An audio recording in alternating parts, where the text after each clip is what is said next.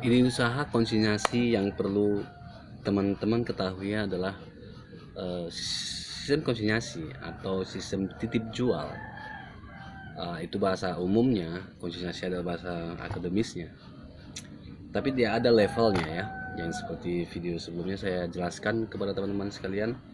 Nah, kelebihan dan kekurangan dalam sistem konsinyasi yang kita bangun di usaha ini dengan sistem penjualan seperti itu, kita bisa jualan berulang setiap minggu, 1 minggu sekali atau 2 minggu sekali. Kita tetap terkonek ke warung atau ke toko yang sudah kita rintis tadinya, karena alurnya adalah kita meminta mereka kerjasama sama kita, karena kita bukan pemilik warung tetapi kita punya pemilik produk. Jadi istilah halusnya itu kita ada supplier, supplier yang tahapan kecil gitu, yang kita langsung turun ke lapangan. Nah, kita adalah yang pembawa produk, jadi kita yang sebagai supplier yang kita jajakan ke warung toko yang ada di daerah kita ataupun di luar daerah kita. Jadi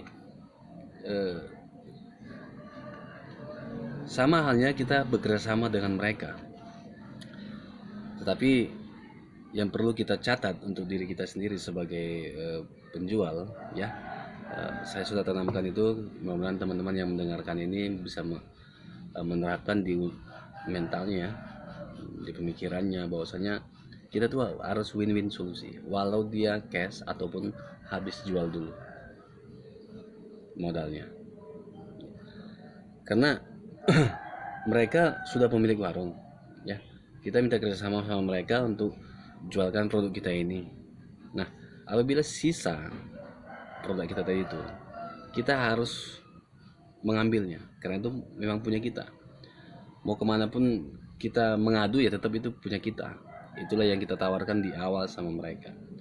Adapun 1 bungkus 2 bungkus sisa yang tidak terjual habis, dengan centil kita harus ambil. Nah, itu yang dinamakan win-win solution. Mereka ada keuntungan dan kita juga untung, dan itu yang terjadi, akan terjadi terus akumulasi itu setiap minggunya, perputaran setiap minggunya. Terus kita kunjungi mereka, dan itu sedikit banyaknya sudah agak terikat. Adapun kompetitor dengan produk yang sama, nah itu tergantung si pemilik warungnya. Bisa jadi ada juga pengalaman yang saya dapatkan itu ketika satu produk yang saya tawarkan itu orang lain juga tawarkan, ya tadinya yang dia bare cash. Nah, ini ada juga yang orang menawarkan produk yang sama, dia mau habis jual dulu. Nah, kadang-kadang yang pemilik warung itu bisa terpengaruh dengan sistem seperti itu, dengan cara bayarnya yang berbeda dengan kita yang cash ya. Ya, karena di awal kalau kita minta cash ya cash aja bu, karena saya tanggung itu restannya, BS-nya, apapun bahasanya. Nah, selain itu ya catat. Nah, setelah kita catat eh, untuk nama produk dan penjualannya, jenis pembayarannya cash atau habis jual, nah itu ya kode-kode itulah yang harus teman-teman Bapak Ibu sekalian buatkan, karena ide usaha konsinyasi dengan partai besar itu kan sudah banyak. Jadi hal ini yang kita bisa dapatkan juga, tetapi itu tadi dengan catatan kita membangun usaha ini tidak bisa langsung besar ya. Kita harus membangun dulu pelanggan kita satu demi satu, daerah ke daerah ya, gang keluar gang masuk gang. Nah, itu yang harus kita uh, lakukan. Jadi untuk bagaimana bisa kita jangka panjang di usaha ini ya, kita harus bisa dipercaya juga. Nah, itu jurusnya, kita harus bisa dipercaya. Jadi kadang-kadang kalau ada pun selisih dari eh, pengembalian, nah kita harus katakan berapa adanya. Apabila itu ganjil 100-200 rupiah, katakan segitu.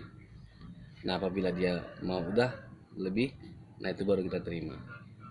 Nah itu sedikit ide usaha dengan sistem konsinyasi yang saya jalani saat ini. Jadi teman-teman, apabila mau membangun usaha ini, saya sarankan dari modal yang kecil dulu, yang sebisanya dulu, ya.